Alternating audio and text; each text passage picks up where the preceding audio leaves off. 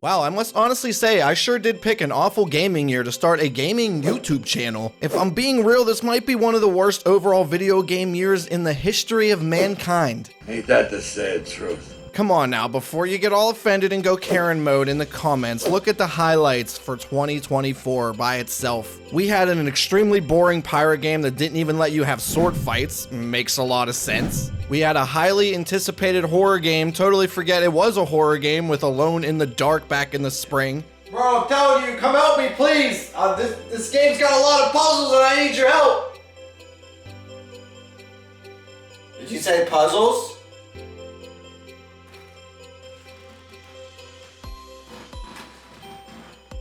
The Suicide Squad flopped so hard that they had to kill flippin' Batman just to grab attention, which by the way was a total fail. And to cap it off, the gaming world in 2024 gave us this monstrosity.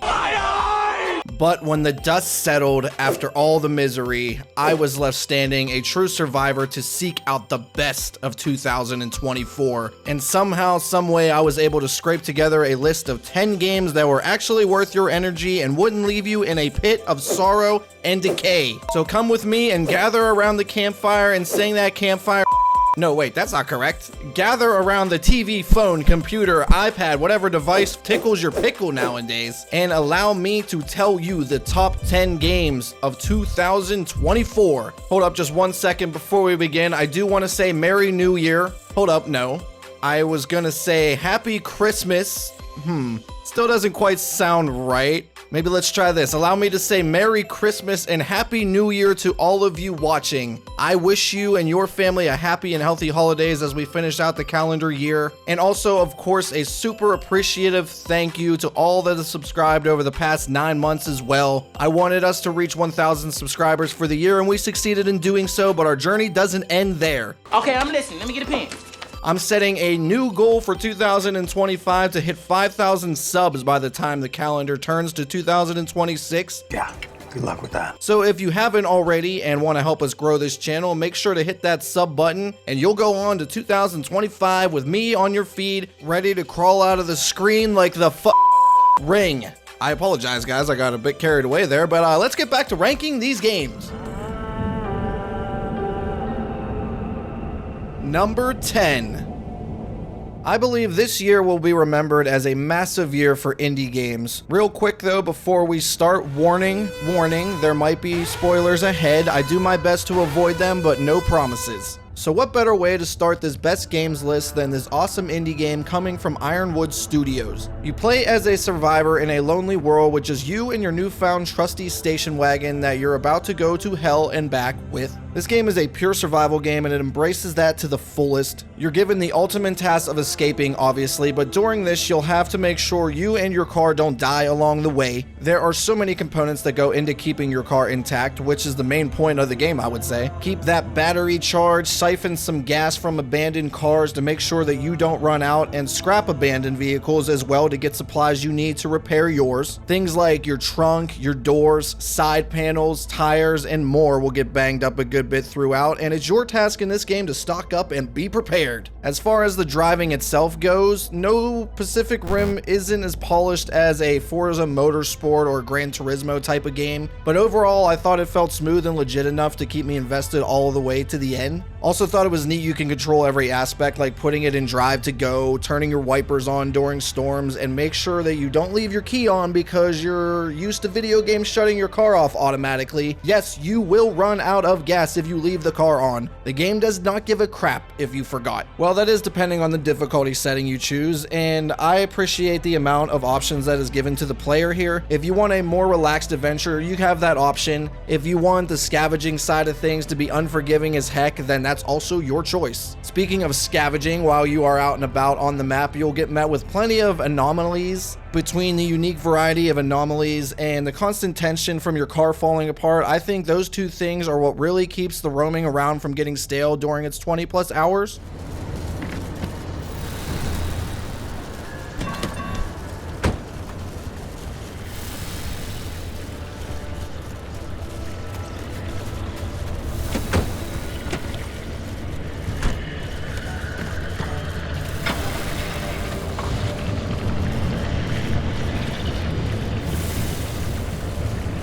I could honestly see this game not being for everyone, but if it is, it's one of a kind, and the experience I think you'll have will be truly worth it.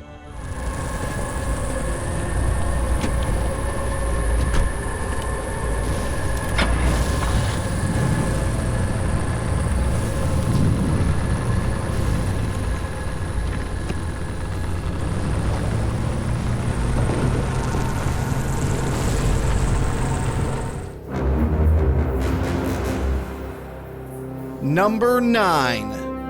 Okay, Warhammer 40,000 Space Marine 2. Say that 5 times fast. Absolutely will not. This one isn't exactly a well-sophisticated game that relies on a super in-depth story or fast-paced gunplay like a Call of Duty type of game, but my god, pretty much everything else here for me was fantastic, and this is coming from someone that's only played Vermintide 2 in the franchise. So if I'm wrong about anything as we move forward here about the Warhammer lore, I apologize, I'm not too familiar with it. Starting off though, the gameplay is just addictively fun. In my opinion, it feels almost like Gears of War and Doom had a messy, gory child, and its name was Warhammer Space Marine 2. You get a chainsaw sword thing that absolutely tears apart the enemy, but at the same time, the game is a run and gun gore fest with non-stop action outside of the chainsaw. It really does almost feel like a very good Doom game in itself. At times you'll get swarmed by a massive amount of enemies, leading to hilarious killing sprees during these massive battles.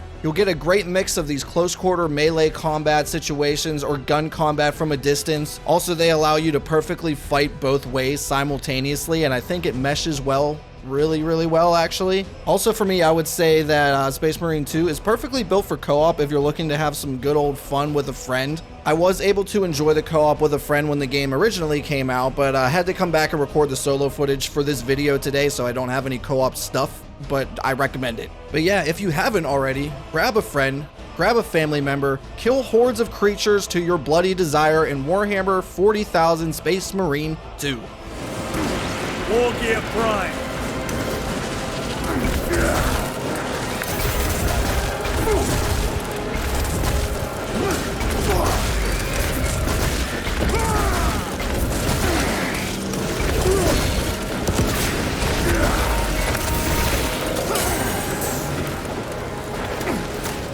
Better.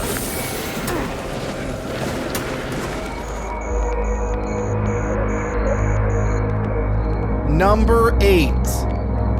Almost 18 flippin' years it took to receive a new Stalker game. After many setbacks and delays, we finally had the honor of playing this brutal survivor shooter. I can't praise this game enough for nailing the survival aspects here. That survival, unforgiving gameplay 100% carries this game for me onto this list. Stalker 2 is brutally difficult, and you can tell that they prioritize gameplay over graphics, and I enjoyed that. You'll have to keep yourself fed to be at your best, hydrate to keep your stamina intact, and drink alcohol to fight off radiation because logic. No, seriously though, managing all of this is enough by itself to keep you on your toes, and the mix of the threats trying to kill you will keep you interested all the way through. You run into these really cool anomaly things that almost instantly vaporize you if your attention is slacking a bit. Oh look, there's a few leaves blowing around in the wind. Nope. That's a fucking mini invisible tornado thing that'll end you quicker than the hottest girl in school on a Saturday night. Goddamn right. Oh, that's really cool looking electricity effects on the ground. Nope, wait, that's death too. On top of that, the human enemies themselves are probably my favorite part of Stalker 2, especially during stealth sequences. They'll get a glimpse of you and actually react instead of acting like they're blind like most games out there do. And once they do react, they'll inform their teammates and they'll strategically flush you out or flank you with greater numbers. Also remember, this isn't Call of Duty where you fluidly shoot your way through 10 guys, so the whole flushing you out thing is intense. If 5 guys come at you from behind, you're legit in trouble and you will have to scramble and figure out what to do on the fly. The world of Chernobyl itself was a great location in my opinion. You'll see plenty of creepy creatures along the way as well, going along with the human enemies. Plus you mix in those stunning and dangerous radiation storms that'll wipe you out if you don't take shelter immediately. I don't know what else people would really want from a Stalker game. I will say this game isn't super high on the list because of performance and graphic issues, but personally I didn't have anything game breaking, so it's only a slight ding for me that knocks it down a few spots. Outside of that though, I think Stalker 2 is a must play for you in 2024. Good boy. Stay away from the door or Lumux will blow your head off.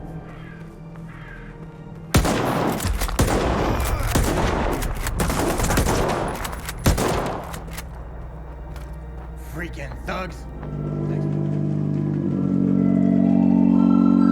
Number 7.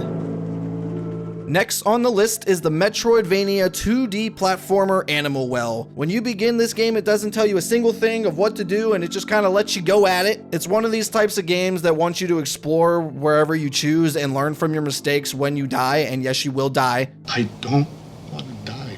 Admittedly, these type of games aren't usually my cup of tea, but I'm always willing to give a game a shot, and when I hear a bunch of positive feedback thrown its way, I'm even more willing. Animal Well deserves all the praise it receives too. Most of the praise from my side of things are simply from just being creative and the cleverness that you see as well. As you explore around this unique map, you'll see so many gorgeously differently designed areas. Somehow it makes you feel like you do have complete freedom as you progress, but it's actually very linear, and that's part of the creativity that I previously mentioned that goes into this game. Mixed in with the art design is very well-crafted puzzles and situations you will find yourself in. Each new spot you check out ends up being so much deeper and clever than you think from the first time you look at it. Sometimes you will get stumped for a second only to discover a hidden way to advance yourself, or you'll get chased all over the map by a freaky cat because you grabbed an item that you shouldn't have without even knowing.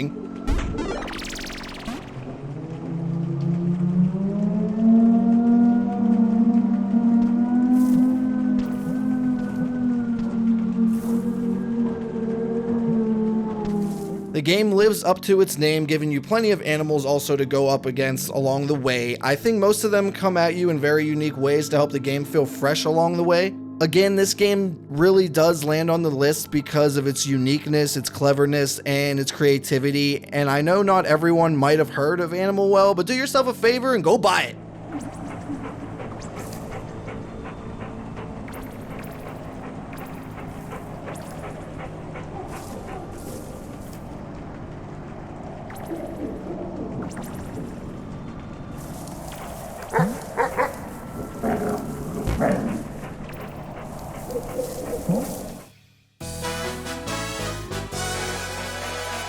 Number 6.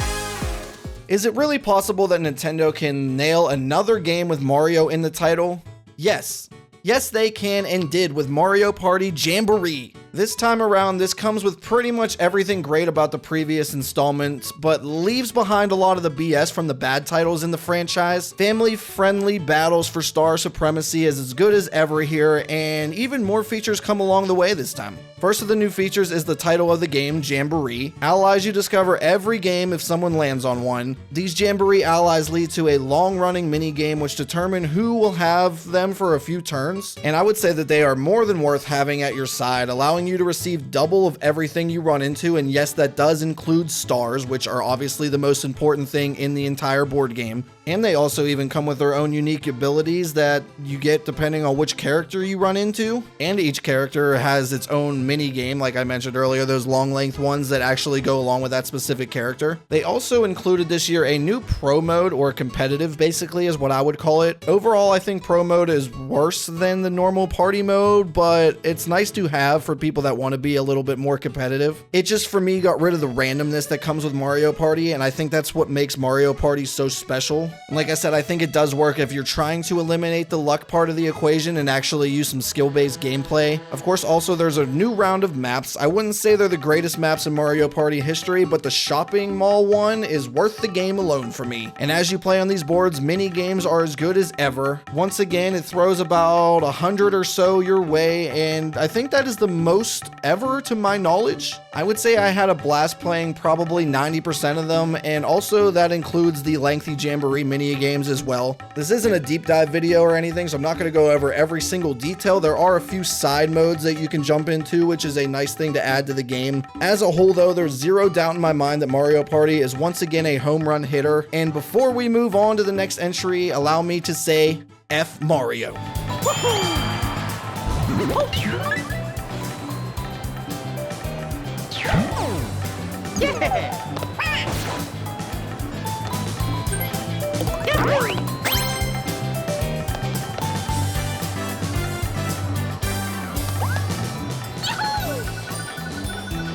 To be robbed again by that thief.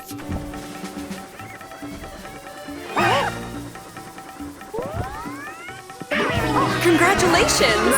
You're number one. I hate this guy. Finish! Winner!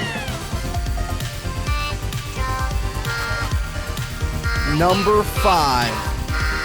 Animal Well was a very unique game for sure, but you want to talk about a game that feels very creative? Look no further than Astrobot as our first entry in the top 5. This game is basically PlayStation's version of Mario 3D World. Actually, it's probably an easier version, I'd even say. I had a freaking blast playing this, and I really didn't expect to care for it as much as I ended up caring for it. Obviously, it's more kids-oriented, but I still think there's plenty of fun to be had for adults like me. Your goal in Astrobot, of course, is to go around to these different worlds and rescue other bots in need. They pretty much get treated like the stars in Mario 3D World. You need a certain amount in order to advance. No matter what world you jump into though, they all feel very well designed and end up being a ton of fun by the time you finish each stage. Go from places like the beach, the casino, a temple, or even meet the Iron Giant. Almost every stage has a unique ability for your bot to wield as well. Things like frog gloves that'll turn you basically into Mr. Fantastic, then shrink down to the size of a mouse to squeeze into tiny places, and yes, you can even be Kratos from God of War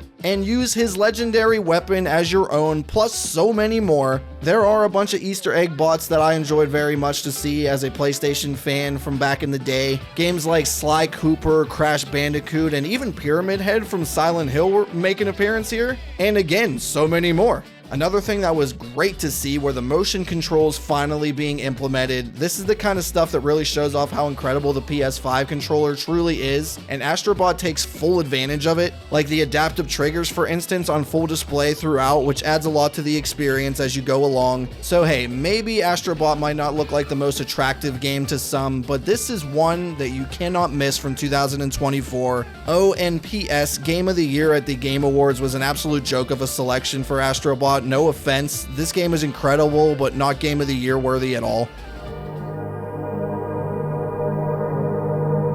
Number 4. Okay, allow me to get something off my chest, and please do not kill me for saying what I'm about to bluntly say here. Minus PT, I have never ever played a Silent Hill game in my life. You're saying I might have to kill you. What that should tell you though on the positive aspect of it is that I'm being completely legit and I'm not blinded by nostalgia when I put the Silent Hill remake in the top 5 of this list. Going with that as well, if I'm being honest, I could see many of you putting this game even higher, but understand when it comes from me, whether I've played the original or not, I'm always gonna be a little harsher on a remake over a newer original creation. If a game is a remake, it's gonna have to blow my pants off in order to make it to the top of this list. Like Resident Evil 2 and Resident Evil 4 remakes, in my opinion, were absolute masterpieces, and it took me a lot to really think that highly of them, but they deserve it because they are different than the original. But anyway here, the atmosphere of Silent Hill 2 is absolutely top notch, without a doubt. It's unsettling,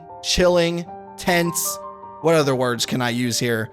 Frightening, disturbing, nerve-wracking. Oh yeah, those are good ones, aren't they? Thank you, internet, for that assistance. Not a problem, man. I got your back. When you're outdoors, you have fog as thick as Nicki Minaj's backside. Then you make your way to the indoor sections, and there is nothing good about this, or pleasant about this, or calming about this either. It's dark, disgusting, and disturbing as well inside. And to top it all off, the sound design here is just as bone-chilling as the visuals. It always somehow makes you feel like you're in danger constantly, even if you aren't actually.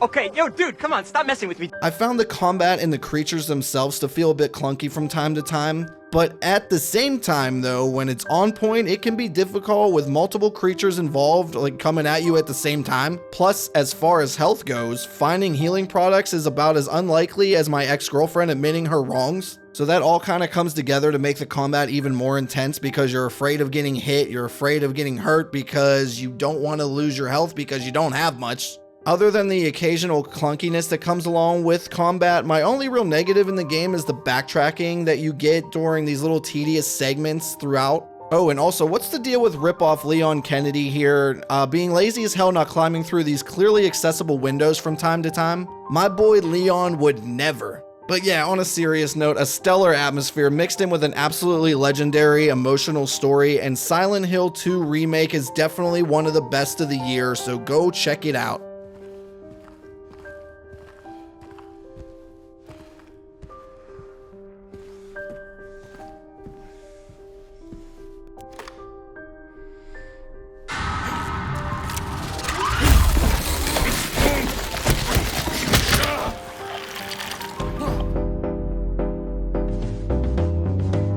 Number 3. Like I said earlier in the video, this is the year for indie games to rise and shine, so Balatro took the ball and ran with it all the way to the top 3 of the list. Isn't it crazy how a simple card game can beat all these other complex games I've previously talked about? Well, the kicker here is Balatro is anything but a simple card game. In my opinion, this one is an extremely complex card game, I'd even say. I really don't even know where to begin with Balatro without going on for 20 minutes. The goal in the game is to go through 8 rounds, or annies as the game likes to call them. There are 3 blinds within each annie, small, big, and the boss at the end of each round. As you go into these 8-round annies, there are a ton of decks to choose from, all having their own positives and their own negatives. For me, each deck was just so well thought out. The boss blinds you have to face and beat at the end of each round will throw randomized requirements at you every annie. Some of those boss blinds will screw over the deck that you are currently using, and some of them will help you because they like I said, they have positives and they have negatives. For a quick example here, because this game is really hard to explain in this quick amount of time, it will require you to get 3 times the normal amount of score in order to advance, or a certain type of hand like a flush or straight will put your money at 0. Speaking of money, it's very important in its own right too. After each round you play, you can spend that money on jokers, planet cards, vouchers, and more. Planet cards are used to level up your hand types like flushes or full houses or 3 of a kinds. Vouchers will give you an extra discard, they'll give you an extra hand and other helpful little perk things that will help you survive. And I can't go on without talking about the many different jokers. It'll have you addicted for hundreds of hours, I promise. I know this seems like a game that you're like, oh, it's a card game, but I'm telling you, just go play it, it's sweet. And every time you do successfully make it through those 8 annies, you will unlock different decks, different difficulties to throw even more complications at you, and it's really fun. Do you see what I mean though? There's just so much that goes into this game, and I don't even have time to touch on everything. Do you want to touch it? No, it's not what I meant.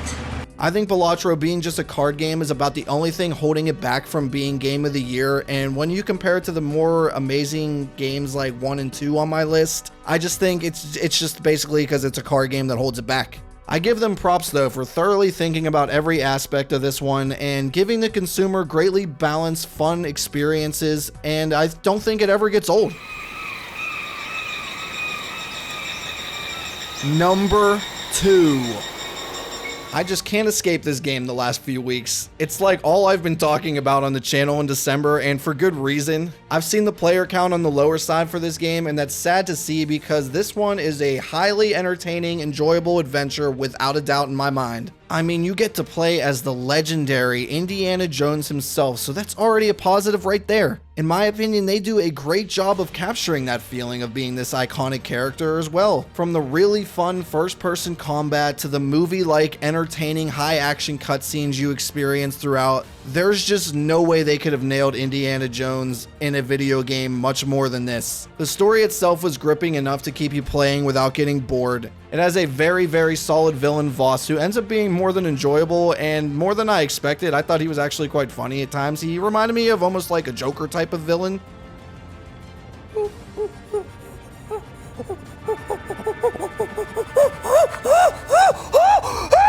Your partner here, Gina, as well, she ends up being very compelling. Obviously, spoiler alert, I already talked about this earlier, that this could possibly happen. There's a big time emotional death here with her sister that she is looking for. You find her sister frozen to death in the Himalayas, and it really hit me hard, and it really gravitates you towards this character, and I thought it was really needed for this point of the story, and they did a great job of executing it in a very sad way, obviously. Plus, along your way through the story, you get to travel to so many iconic locations that all feel very unique and are really breathtaking to just look at. They even introduce free roaming into a few of these locations, giving you a large area to roam around to find side missions or these Far Cry-like enemy bases to infiltrate. rate to find some loot. I just thought it was a nice touch putting the free roaming in here, and it just makes each location feel very different from each other.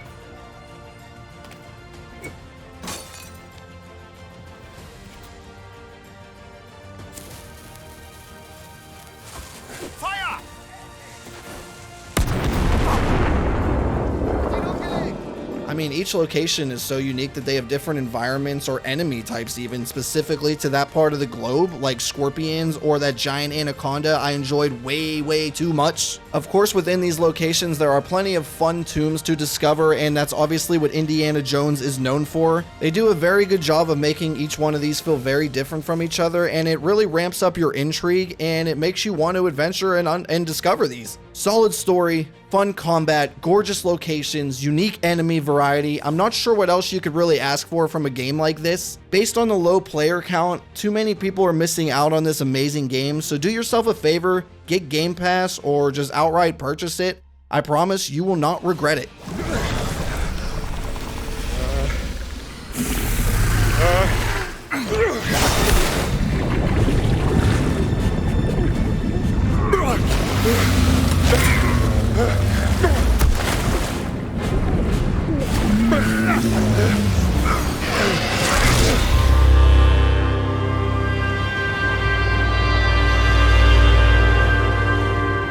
Let's begin the honorable mentions with yet another awesome indie game that stood out from 2024. Your character in this game is on an oil rig in the middle of the ocean. He ends up dealing with relationship issues at home from a letter that you find during the beginning of the game. Then he ends up being fired by this scumbag higher up in charge of the rig. Then suddenly everything changes and goes into full horror mode, and I gotta say, I loved it. This is another high tension type of game on this list. I mean, obviously it's not on the list, it's an honorable mention. It reminds me of an Outlast type of game where you can't defend yourself along the way. Your entire goal during the game is to find a way off the rig because every attempt you find during your playthrough just falls through. While you're searching for a way out, you'll come across many different crew members living their final moments, and it kind of hits you emotionally a little bit. And the ones that do survive turn into these alien infected killers that frantically run at you at every chance they get. You also receive an overall solid sound design, and you get yourself a good horror experience because of all these things mixed together. The interactive climbing was also another great addition to the gameplay that adds some extra tension while you're navigating around this oil rig. I keep wanting to call it a ship because we're in the ocean, but it's an oil rig. I don't know, maybe it's just me, but I'm not climbing over the ocean like this right here. No thank you. Over a decade away from the action, the Top Spin series came back with a vengeance with Top Spin 2K25. Originally, I think I was a bit overexcited in my review when I gave this game a 9 out of 10. With that being said, I still think this is a great tennis game in its own right. You're given all you can ask for as far as venues go, the US Open, the French Open, Wimbledon. Yes, I must admit I was hoping the presentation to go along with it would be a little bit better, but the peak of the game is actually the gameplay itself on the court. Things like the timing meter being highly rewarding and unforgiving, and the ball physics that go along with it are just, it leads to perfect gameplay for me almost. You have to stay one step ahead of your opponent at all times. They do a great job of implementing the mental part of tennis. You have to constantly think about your return shot that you want to send your way because it has its positives and its negatives. This all leads to really fun, intense back and forths, and sometimes it'll get some vocal emotions out of you when you win or lose an intense point that go on for a while. The negative side of this game that pulls it back is the typical 2K online play that the servers and stuff, everything that goes along with online is just a bad thing for 2K. I don't know what it is about their sports games, but they can never get it right. Also, the My Career mode was very disappointing, and with a non-team-based sport like tennis, it really sucks to see, and I think that needed to be a home run hit here. As a whole though, if you stay away from the career mode, I think you'll still have a blast running around the court, winning these intense points, and going and chasing that tennis ball like a good old doggy. It's gotta be impossible to make a best games list without including Call of Duty's annual release in the top 10, right? Wrong! While Call of Duty doesn't make the top 10, it is actually fortunate that Black Ops 6 barely makes it onto the honorable mentions. And it's really weird though, it's not the multiplayer that's the reason Call of Duty makes the honorable mentions. I found the campaign to be extremely good and was actually longer than a couple hours for a change. There's a really good zombies twist in the story that I did not see coming, and I thought it was executed almost perfectly. And the zombies, while on that topic, also bring another big positive to Black Ops 6. Mainly for just returning to the round-based zombies, what everybody actually wants from zombies. I'm not going to sit here and pretend like Black Ops 6 multiplayer is a joke. It's just different for me that it's the last thing that anyone cares about. Well, should care about positively in Black Ops 6. If I were you, I would try out Black Ops 6. It's a lot better than anything Call of Duty has delivered since Modern Warfare 19. I wouldn't expect it to blow your mind, but maybe just give it a go. And also, let's move over to number 1 on the list in my game of the year for 2024.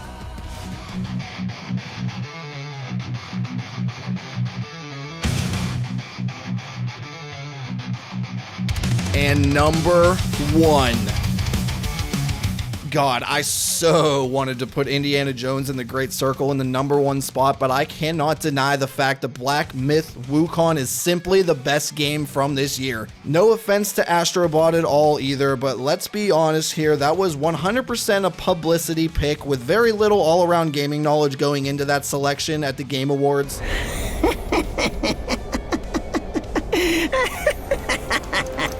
Real gamers know the real true game of the year is without a doubt Black Myth Wukong, and P.S. this is coming from somebody that does not like Soul games at all. Yes, it's not a Soul game, but it's very similar. Come on, be real with yourself. There was just something truly special about this specific one that made me carry on despite reaching my boiling point dozens of times throughout. This game right here is legit the only Souls type of game I've ever made it all the way through, and it's only because I genuinely wanted to and I loved it so much that I just kept pushing forward. I mean, how could you not want to carry on when you're a ruthless warrior monkey that's ready to jack shit up? Whether you take the fight to a badass tiger that knows martial arts, a highly difficult Scorpion Lord dude, or taking hours of a beating from Erlin Shen, I think that's how you say his name. My point is there's a ridiculous amount of variety in these bosses, which leads every single one of them feeling unique and very, very special, and it really, really makes you want to just carry forward. Like I said, I just couldn't stop. It was addicting, and I don't even like these type of games, guys. Also, trust me when I tell you, you will feel very, very accomplished and like you did something great for the world after you defeat most of these bosses that stand in your way. They do not make it easy. I know that's a Souls type of game thing, but trust me, you will feel a sense of accomplishment. Plus, you'll also get fired up because the fighting itself is probably the main selling point for me here. It just feels so smooth and fluid all of the time. I really, really enjoyed being able to do dodges basically at all times, no matter what my character was in the middle of doing. It makes it just feel very free feeling. Also, there are plenty of upgrades and skills that will make the combat even better and more interesting as you progress through. Add plenty of magic powers abilities to your arsenal, and you can transform into freaking animals as well, which is also sweet. Plus, you can even do this with your staff.